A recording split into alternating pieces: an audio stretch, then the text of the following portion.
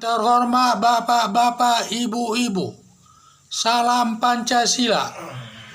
Bapak-bapak, ibu-ibu yang menonton video saya ini jangan tolong di subscribe ya, di like dan di share, gratis banyak.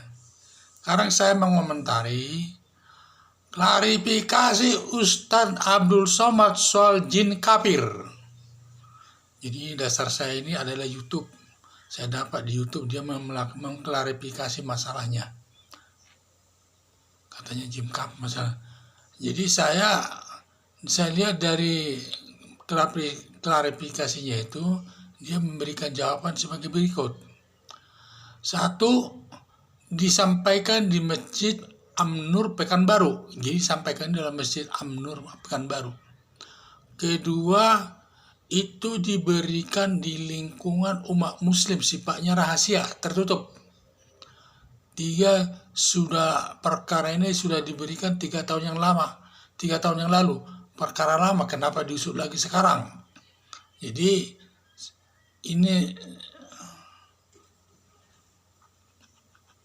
itu tanya. Jadi ada beberapa poin itu, sehingga saya melihatnya permasalahan ini dari suku hukum pidana. Jadi katanya dia memberikan itu karena memberikan jawaban kepada umat. Ada pertanyaan umat dijawabnya, dan dijawabnya lah itu katanya ada kaitannya dengan jin kafir. Ya tetap salah. Kenapa harus memberikan jawaban yang tidak sesuai dengan bertentangan dengan agama yang lain? Tidak boleh. Dan juga katanya perkara itu sifatnya tertutup, diberikan di masjid di An-Nur di Pekanbaru, sifatnya tertutup. Walaupun tertutup, tidak boleh kita menjelek-jelekan agama orang lain. Siapapun kalau ketahuan berurusan dengan aparat. Jadi walaupun di situ hanya umat muslim, tetap sifatnya tertutup, tidak boleh menjelek-jelekan orang lain dengan agama lain, tetap salah hukumnya. Jadi kita harus menghargai sesama agama itu, toleransi sama agama. Jadi walaupun katanya tertutup, tidak boleh menjelek-jelekan agama orang lain di hadapan umatnya. Karena dalam hukum pidana, kata umum itu ada ketentuannya hukum itu. Minimal 2 orang itu namanya di hadapan umum. Itu menurut KUHP. Kalau orang memberikan sesuatu yang bertentangan dengan ajaran agama yang lain, itu sama juga di depan umum. Pokoknya di depan orang, lebih dari 1 orang itu di depan umum. Jadi sudah masuk kualifikasinya itu. Kemudian dibilangnya kasus itu sudah lama, sudah kasus 3 tahun yang lalu. Jadi kenapa dituntut lagi sekarang? Jadi masalah batas waktu penuntutan di depan pengadilan ini diatur dalam pasal 79 KUHP. Ini ada 4 syarat menghukum seseorang. Batas waktu menuntut seseorang. Karena seseorang tidak selamanya bersalah. Ada batasnya kalau tidak dituntut. Jadi batas waktu penuntutan ada batas waktunya.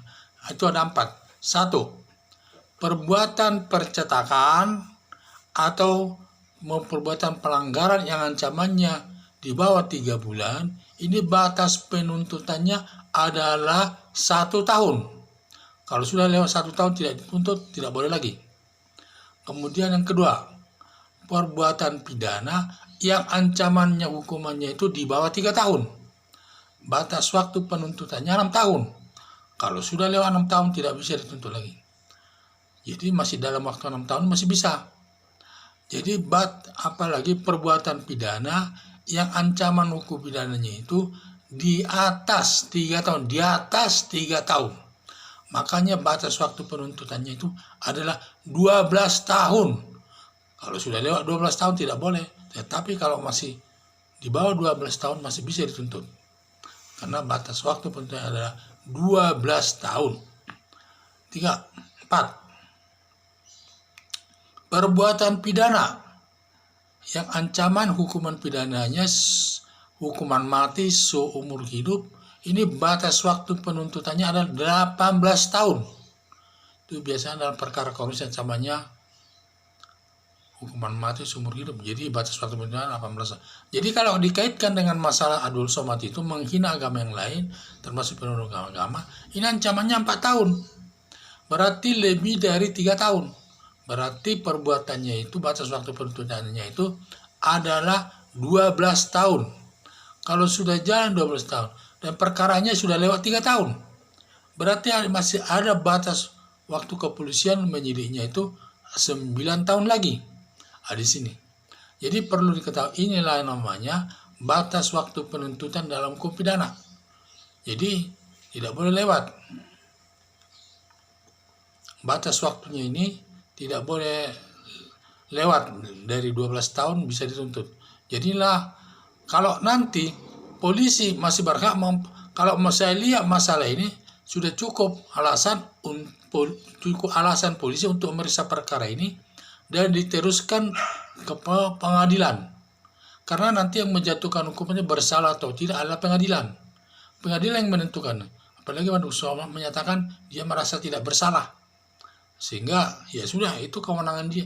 Hak dia menyatakan demikian, tetapi dia salah atau tidak nanti ditahan hakim. Kalau memang perkaranya diproses sampai ke pengadilan. Sekian dan terima kasih. Ada yang saya